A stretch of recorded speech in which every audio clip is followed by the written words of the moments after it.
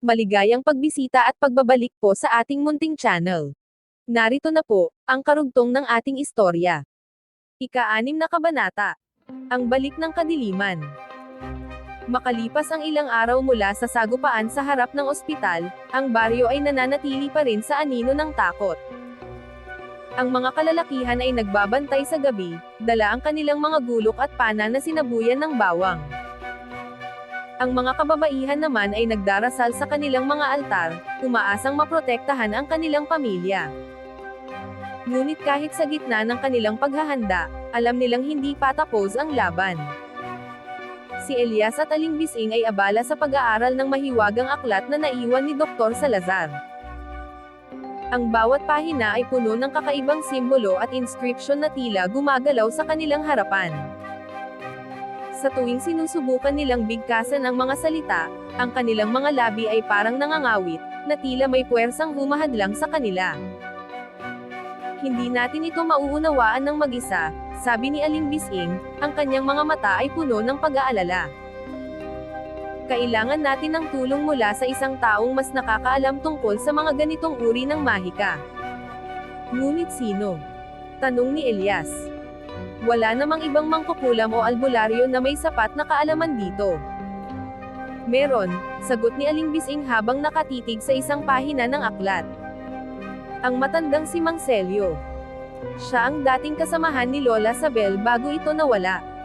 Ngunit kailangang maging maingat tayo. Hindi natin alam kung mapagkakatiwalaan pa siya.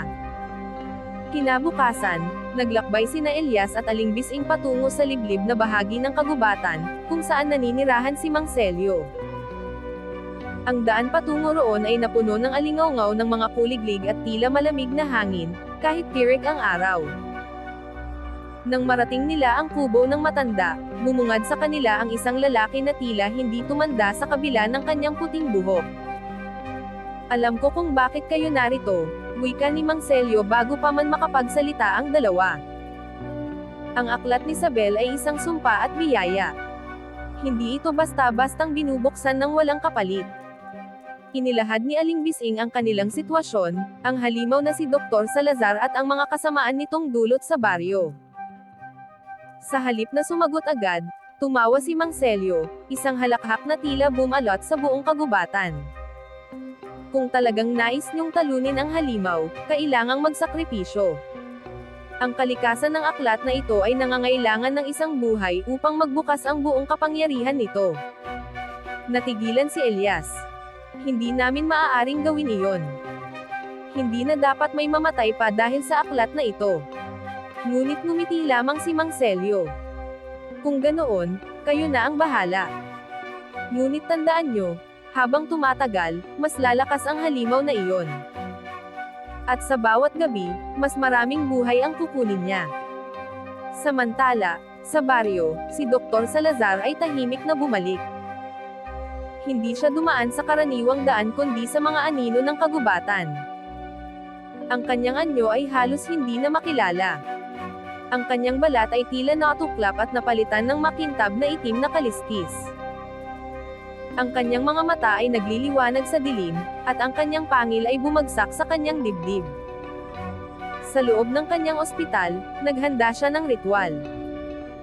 Ang kanyang layunin, ay magtipon ng sapat na enerhiya mula sa mga kaluluwa ng kanyang mga pasyente, upang ganap na makapagbago ng anyo, isang anyo na hindi na kayang sugpuin ng sinuman. Sa baryo, naramdaman ng mga residente ang kakaibang lamig na bumalot sa kanilang paligid. Ang mga aso ay tahimik, at ang mga ilaw ng sulo ay tila humihina. Si Elias, na ngayon ay pabalik mula sa kubo ni Mang Celio, ay agad na nakaramdam ng panganib. Nandito na siya, bulong niya habang hinahanda ang kanyang gulok. Si Aling Bising naman ay nagdala ng anting-anting na ibinigay ni Mang Celio, isang pulse eres na gawa sa kahoy ng San Telmo, na sinasabing nagtataboy ng masamang espiritu. Kailangan nating maging handa. Hindi natin siya maaaring hayaang magtagumpay, wika ni Aling Bising.